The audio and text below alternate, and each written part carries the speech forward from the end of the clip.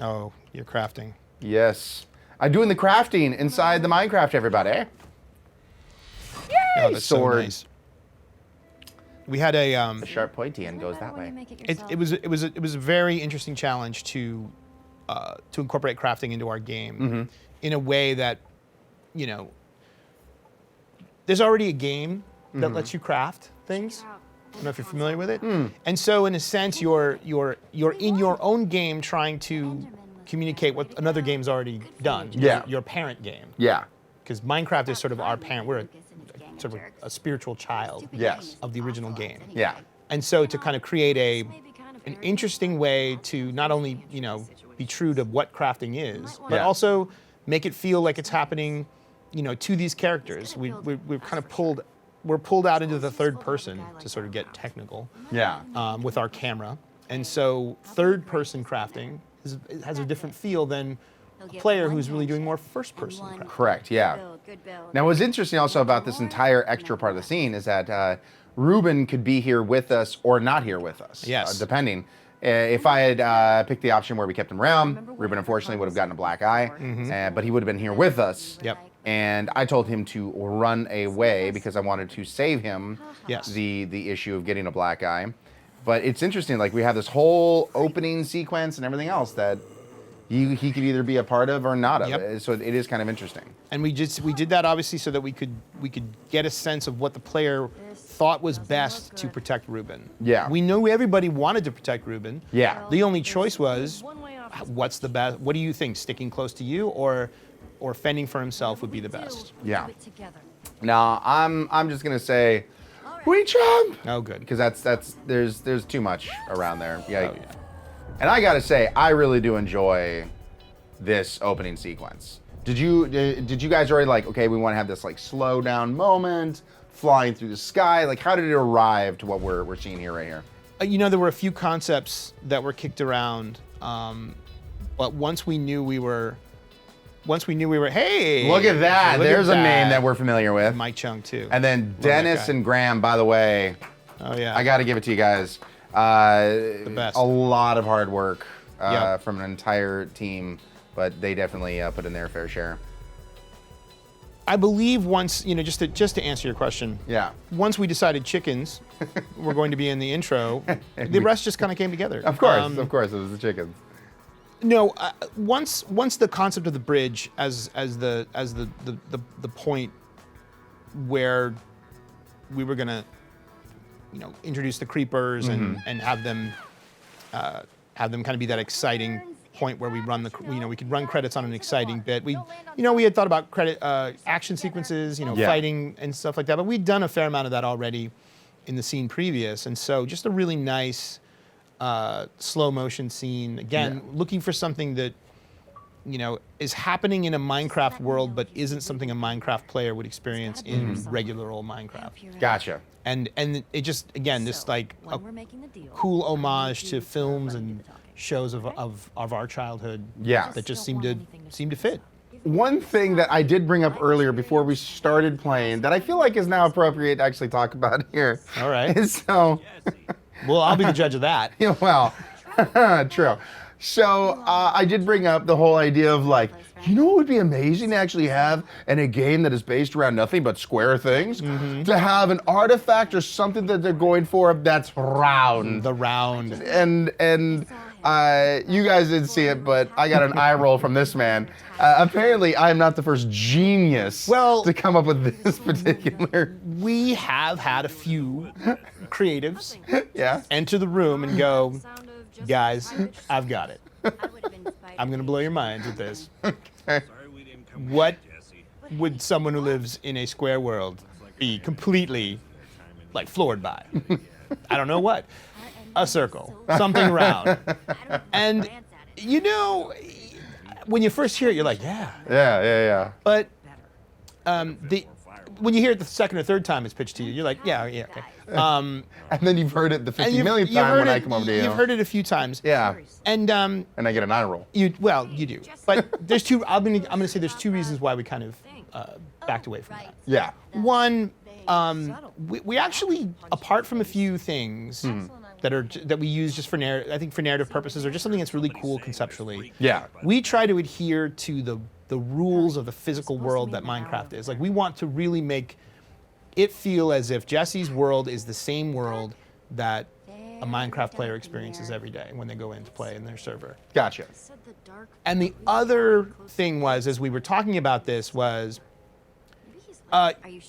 they do have inventory items that are round. Yeah. The snowball. Yeah. The word ball is in the thing that they pick up. So Yeah. I would just feel like if we said, "Hey, isn't it amazing you've ever seen something round?" and someone just pulls out of their inventory, "Yeah, I've seen this. It's a snowball.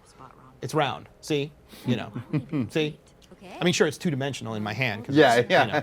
But Don't worry, I'll fix it in post. Exactly. I'll put a little round thing in your hand. so then that's always the moment where the person who brought that idea up just kind of hangs their head in shame a little bit, sits in the corner. The shame maybe, corner. Maybe thinks a little bit about what they've done. And, Cone of silence. exactly. Okay. So, no, it's this is our guy.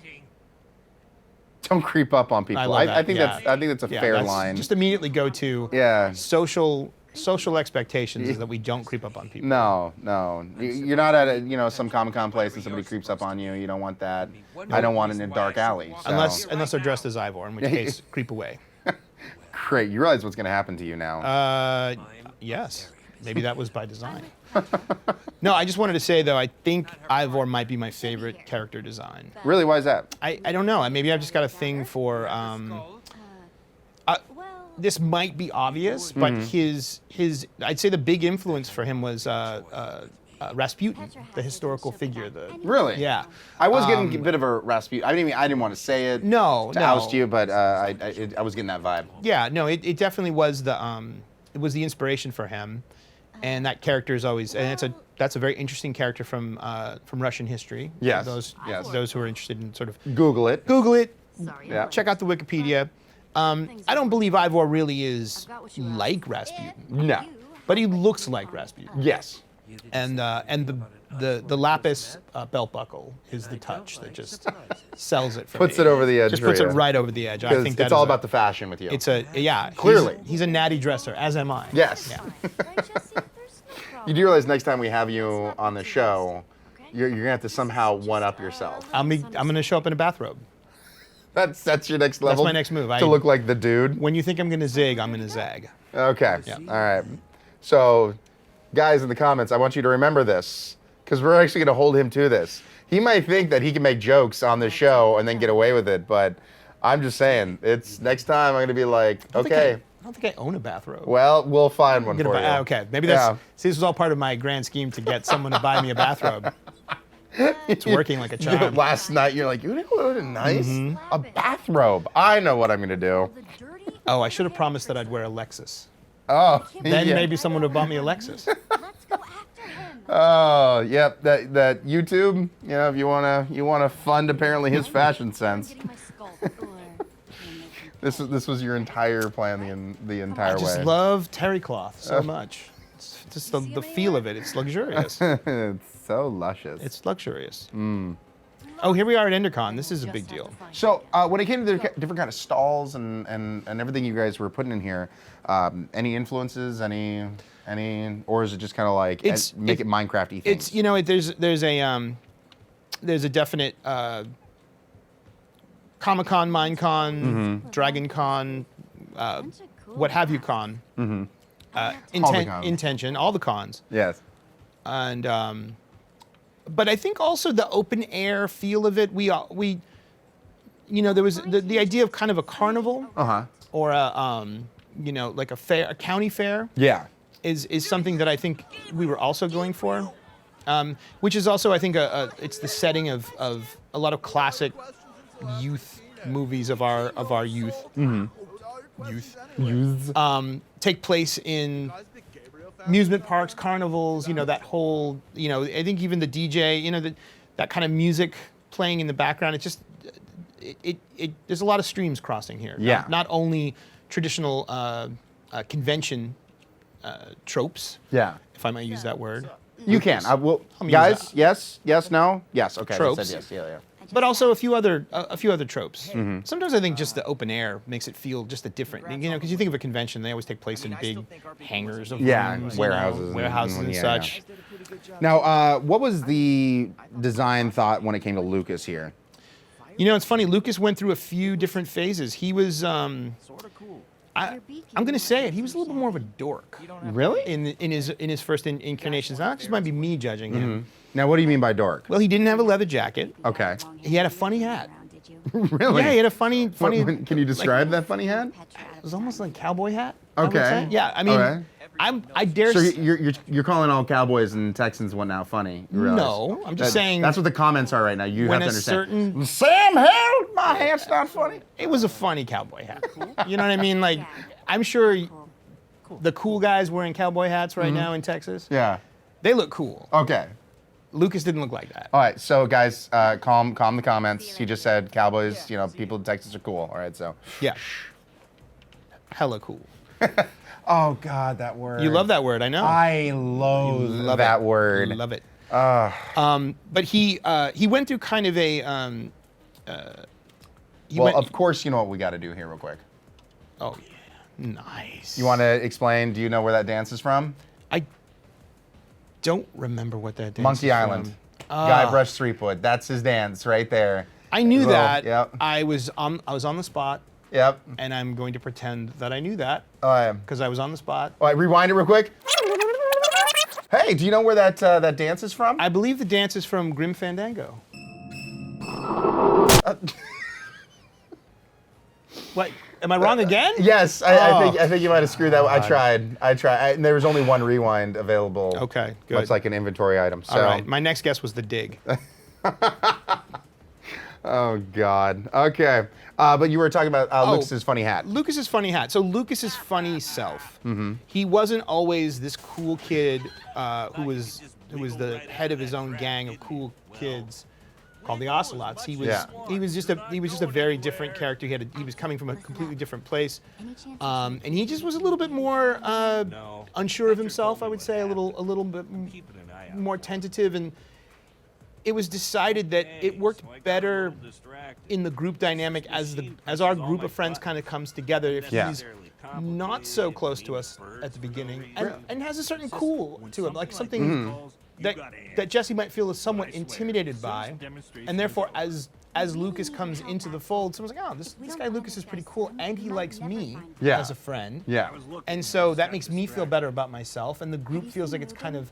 It's that moment in the superhero story when the cool superhero decides, you guys are cool to hang out with, let me superhero with you. Yeah. And you feel like, hey, this cool superhero wants to be with us, maybe we're cool too. It increases your cool factor. I'd like to think so. It's, yeah. Okay, well, I think you guys did a really good job with that. I think so. And, it was those kind of things that later on, even in the episode, where it's kind of like, do you support your fellow nerdy friends, or are you, supporting the new cool guy that has joined you? Oh God, this guy. Team Trash Bag. I hear intense heat causes brain damage. No, screw this guy. Yeah. Yeah.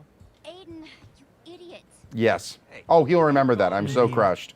You. Now move. I really don't the care. I word is a little harsh. He's a sensitive lad. I don't. I love the costume. I love the little masks and everything. It's just so good. Which one Well, particularly? there's the creeper mask. Yeah, right here. And then there's a skeleton head, or a skull. As yeah. Scientific term for it is skull. And there's your masks. Yeah. Yeah. Oh. Uh-oh.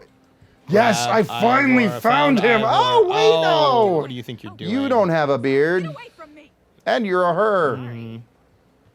See, this is an important thing where at first you might think Ivor's sense of fashion is questionable. Yes. But obviously, that's a bit of a trendy outfit. Yeah, some people might like looking like an evil mastermind. It's the evil henchman look. So, by the way, we're coming up now to the moment I mentioned earlier, where it was told to me that there's a particular option that we should take that most people don't take that results in a funny moment. All right. I'm gonna go talk to the butcher over here, and this is one apparently that not a lot of people ever pick. So there is our wonderful pig, Reuben. What's the big idea? He's so cute. He's just shaky. I just want to love him and hold him. That's my pig. Oh, really? Well, I found him out in the woods. So See, I think that consequences. makes him Yes. Out in the woods because that's where you left him. Yeah. I've ever seen it. But she's real nice anyway. So I am going to stay quiet here. The silent option. Mm-hmm. I might Of course, he looks concerned because I was quiet, which is probably not the best thing to do to one of your best friends. I have to say, like, as if I wasn't told otherwise, I would do something here. But I was told actually what you want to do is do nothing, slaughterhouse for this one. because then it results in Ruben becoming a badass. Yeah.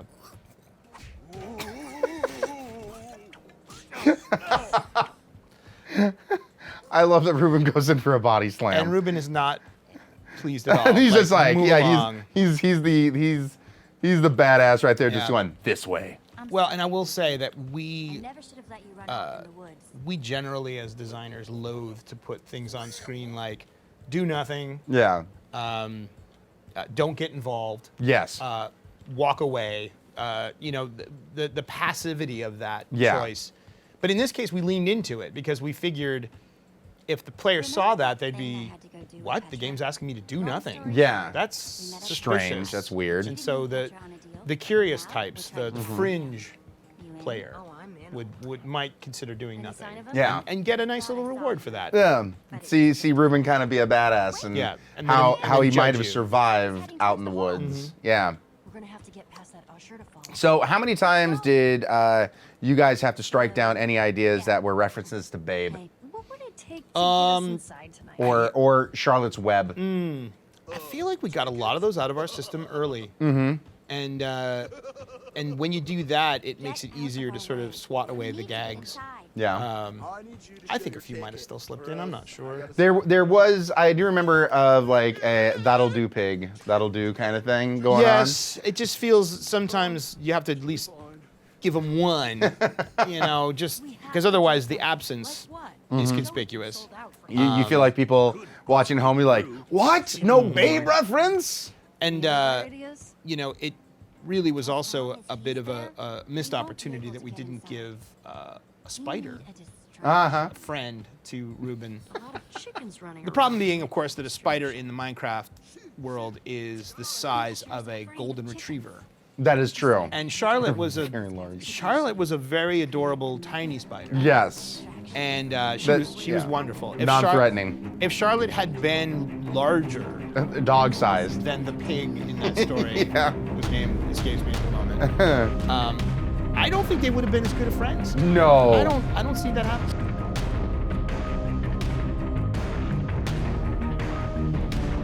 That's about it.